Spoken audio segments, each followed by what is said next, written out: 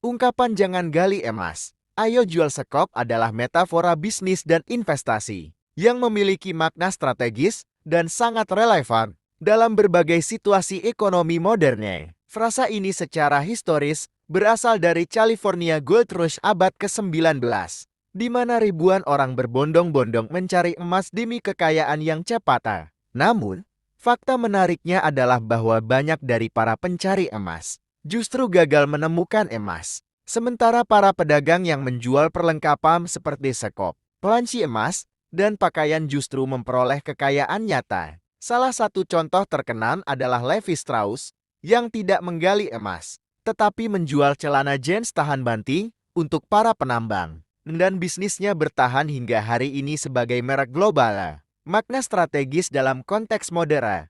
Dalam konteks saat ini, makna dari "jangan gali emas, ayo jual sekop" adalah ajakan untuk tidak terjun langsung ke dalam persaingan utama yang berat dan penuh risiko. Misalnya menjadi pemain utama di industri yang sudah jenuh atau spekulatif, tetapi menciptakan produk, layanan, atau solusi yang dibutuhkan oleh para pemain dalam industri tersebut.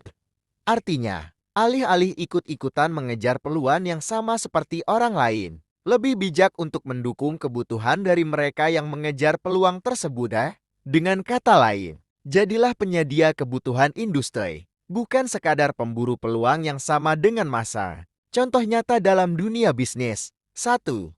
Startup dan ekosistem digital di era teknologi. Banyak orang berlomba-lomba membuat startup, tapi perusahaan seperti Amazon Web Services (AWS) dan Stripe memilih untuk menjual sekop dengan menyediakan infrastruktur, server, dan sistem pembayaran untuk jutaan startup.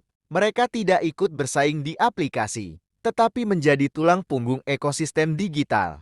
2.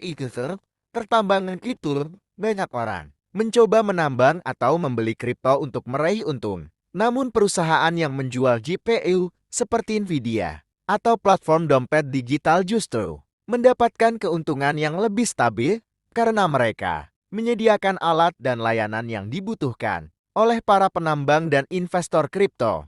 3. Industri perhiasan emas. Dalam konteks penelitian Anda, sebagai akademisi di bidang penilaian kadar emas, prinsip ini juga berlaku. Ketimbang hanya fokus pada eksplorasi atau penjualan emas, seseorang bisa meraih keuntungan dengan menyediakan alat uji kadar emas, jasa sertifikasi, atau edukasi digital tentang emas. Inilah bentuk menjual sekop dalam industri emas. Makna ekonomis dan filosofis. Dari sudut pandang ekonomi,